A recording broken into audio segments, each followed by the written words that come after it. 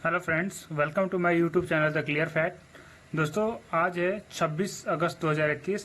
तो 26 अगस्त 2021 के top 10 most important current affair हम देखेंगे।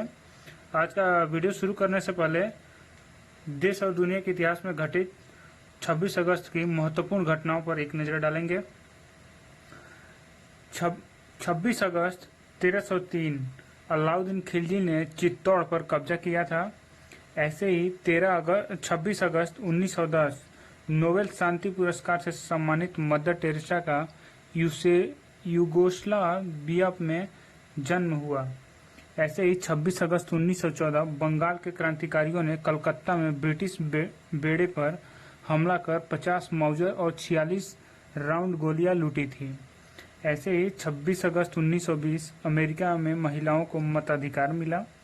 ऐसे ही 26 अगस्त 1977 जर्मनी के शहर म्यूनिख में 20वें ओलंपिक खेलों की शुरुआत हुई। ऐसे ही 26 अगस्त 1982 नासा ने टेलीसेट एफ का प्रक्षेपण किया। ऐसे ही 26 अगस्त 1999 माइकल जैक्सन ने 400 मीटर दौड़ में विश्व रिकॉर्ड बनाया था। तो चलिए आज का करंट अफेयर क्वेश्चन शुरू करते हैं। आज का पहला क्वेश्चन है, हाल ही में जर्मनी में भारत का नया राजदूत किसे नियुक्त किया गया है? इसके लिए ऑप्शन ए है हरीश पर्वथानेनी, ऑप्शन बी है विधु नायर, ऑप्शन सी है राहुल श्रीवास्तव, ऑप्शन डी है गौरव अहलुवालिया। इनमें जो सही ऑप्शन है वो है ऑप्शन ए, यानी वरिष्ठ राजनयिक हरीश पर्वथानेनी को जर्मनी में भारत का नया राजदूत नियुक्त किया गया है। विदेश मंत्रालय ने यह जानकारी दी। पर्वथानेनी भारतीय विदेश सेवा के 1990 बैच के अधिकारी हैं और फिलहाल विदेश मंत्रालय के दिल्ली मुख्यालय में अतिरिक्त सचिव के रूप में सेवा दे रहे हैं। तो आइए नेक्स्ट क्वेश्चन देखते हैं। चीन ने अपने राष्ट्रीय पाठ्यक्रम में निम्न में से किसके विचार शामिल करने एवं पढ़ाने की अनिवार्य कर दिया है?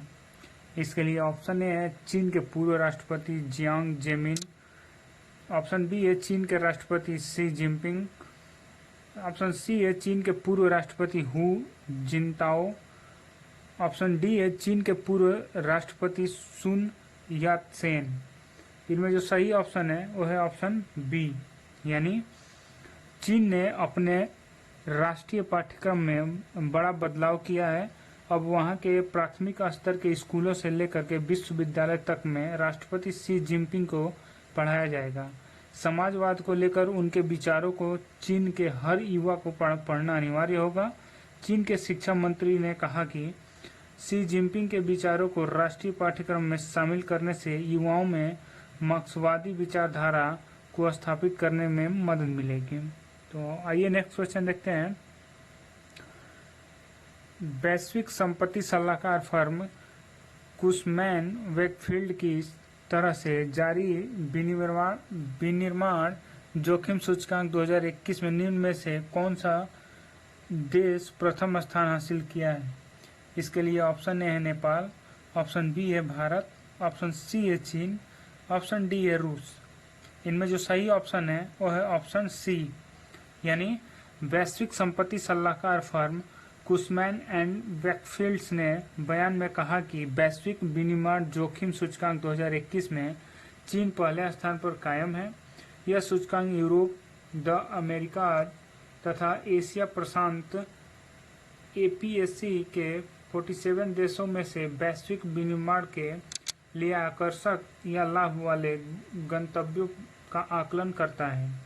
बयान में कहा गया है कि सबसे अधिक मांग वाले विनिर्माण गंतव्यों में चीन के बाद भारत दूसरे स्थान पर है।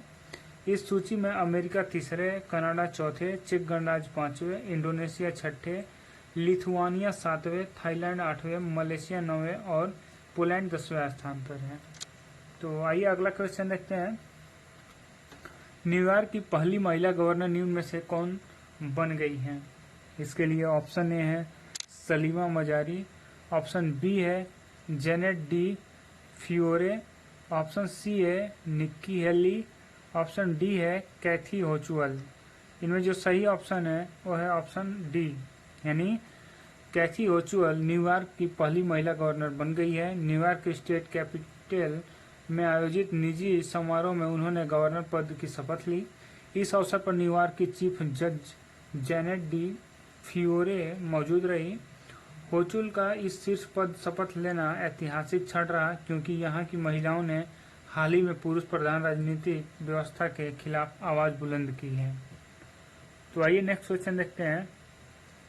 अफगानिस्तान में भारत द्वारा लोगों को एयरलिफ्ट करने के अभियान को निम्न में से क्या नाम दिया गया है? इसके लिए ऑप्शन ए है ऑपरेशन देवी शक्ति, ऑप्शन बी है ऑपरेशन गरुड़, ऑप्शन सी है ऑपरेशन महाशक्ति, डी है ऑपरेशन कालचक्र। इनमें जो सही ऑप्शन है वो है ऑप्शन ए, यानी अफगानिस्तान पर तालिबान के कब्जे के बाद काबुल से भारतीय नागरिकों और अफगानिस्तान सहयोगियों को हिफाजत के साथ वहां से लाने के भारत के जटिल मिशन का नाम ऑपरेशन देवी शक्ति रखा गया है। हाल ही में तालिबान के देश पर कब्जा करने के बाद से सलाहकार अब तक अफगानिस्तान से 800 लोगों को निकाल चुकी है। भारत ने 16 अगस्त को काबुल से 40 भारतीयों को विमान से दिल्ली लाकर लोगों को सुरक्षित लाने की जटिल मिशन की शुरुआत की थी। तो आइए नेक्स्ट क्वेश्चन देखते हैं। निम्न में से किस आईआईटी संस्थान ने भारत का पहला स्वदेशी मोटर चलित व्हीलचेयर वाहन विकसित किया है? इसके लिए ऑप्शन ए है आईआईटी रुड़की, ऑप्शन बी है आईआईटी कानपुर, ऑप्शन सी है आईआईटी मद्रास, ऑप्शन डी है आईआईटी दिल्ली। इनमें जो सही ऑप्शन है वो है ऑप्शन सी, यानी भारतीय प्रौद्योगिकी संस्थान मद्रास ने भारत का पहला स्वदेशी मोटर चलित व्हीलचेयर वाहन विकसित किया है। इसका उपयोग न केवल सड़कों पर बल्कि उबड़ खाबड़ इलाकों में भी किया जा सकता है। नियो बोल्ट नाम से बने स्वदेशी मोटर स्वचालित व्हीलचेयर की अधिकतम गति 25 किमी प्रति घंटा है और यह प्रति चार्ज 25 किमी तक की यात्रा कर सकती है। यह व्हीलचेयर यूजर्स को कार, ऑटो रिक्शा या स्कूटर की तुलना में अधिक सुविधा और सेफ्टी प्रदान करती है। तो चलिए आज का अगला क्वेश्चन देखते हैं। निम्न में से किस देश ने 3 साल की उम्र में बच्चों के लिए एंटीबॉडी परीक्षण शुरू किया? इसके लिए ऑप्शन ए है अफगानिस्तान, ऑप्शन बी है नेपाल, ऑप्शन सी है पाकिस्तान, ऑप्शन डी है इजराइल। इनमें जो सही ऑप्शन है वो है ऑप्शन डी, यानी इजराइल ने 3 साल की उम्र के बच्चों के लिए एंटीबॉडी परीक्षण शुरू किया ताकि उन टीका लगाने वाले युवाओं को सही संख्या प्राप्त की जा सके जिन्होंने कोरोना वायरस के खिलाफ एंटीबॉडी विकसित की है। इजराइल ने पहले से ही 12 वर्ष और उससे अधिक उम्र के बच्चों का टीकाकरण शुरू कर दिया है। इजराइल का राष्ट्रीय सीरोलॉजिकल सर्वेक्षण 3 से 12 वर्ष की आयु के विद्यार्थियों पर केंद्रित है जो अभी तक टीकाकरण के लिए योग्य नहीं है। तो आइए अगला देखते हैं। भारत और किस देश की सीमा के पास 11,000 फीट की ऊंचाई पर भारत के सबसे ऊंचे हर्बल पार्क का उद्घाटन किया गया? इसके लिए ऑप्शन ए है नेपाल, ऑप्शन बी है चीन, ऑप्शन सी है पाकिस्तान, ऑप्शन डी है बांग्लादेश। इनमें जो सही ऑप्शन है वो है ऑप्शन बी, यानी भारत चीन सीमा से सटे देश के अंतिम गांव माड़ा के नाम एक और उपलब्धि दर्ज हो गई। चमोली जिले के माड़ा गांव में 11,000 फीट की ऊंचाई पर स्थित देश का सबसे अधिक ऊंचाई वाला हर्बल गार्डन विकसित किया गया है। उत्तराखंड वन विभाग की अनुसंधान शाखा की ओर से तैयार किए गए इस गार्डन में औषधि महत्व की 40 प्रजातियों को संरक्षित किया गया है। चमोली जिले में बद्रीनाथ मंदिर के पास माड़ा गांव में वन पंचायत की ओर से उपलब्ध कराई गई करीब 3 एकड़ भूमि पर इस पार्क को केंद्र सरकार की कैंपा योजना के तहत 3 साल में तैयार किया गया है। तो आइए अगला क्वेश्चन देखते हैं। किस भारतीय कलाकार को फिल्मी दुनिया के सबसे बड़े पुरस्कार दादा साहेब फाल्के अवार्ड से सम्मानित किए जाने की घोषणा हुई है? इसके लिए ऑप्शन ए है गोविंदा, ऑप्शन बी है रजनीकांत, ऑप्शन सी है अक्षय कुमार, ऑप्शन डी है रणवीर सिंह। इनमें जो सही ऑप्शन है वो है ऑप्शन बी, यानी रजनीकांत को फिल्म दुनिया का सबसे बड़ा पुरस्कार दादा साहब फाल्के अवार्ड से सम्मानित किए जाने की घोषणा हुई है। रजनीकांत साउथ फिल्म के सुपरस्टार हैं तथा हिंदी फिल्म में सुपरस्टार के लिस्ट में भी शामिल हैं।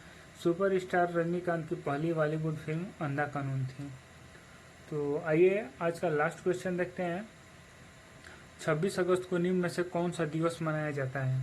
इसके लिए ऑप्शन ए है महिला एकता दिवस, ऑप्शन बी है महिला शिक्षिका दिवस, ऑप्शन सी है महिला जागरूकता दिवस, ऑप्शन डी है महिला समानता दिवस। इनमें जो सही ऑप्शन है वो है ऑप्शन डी, यानी महिला समानता दिवस की महिला समानता दिवस यानी कि वुमन इक्वलिटी है डे, जिसे आज 26 अगस्त को मनाया जाता है। कानून की नज़र में भले ही महिला और पुरुष को बराबर का अधिकार मिला हुआ हो।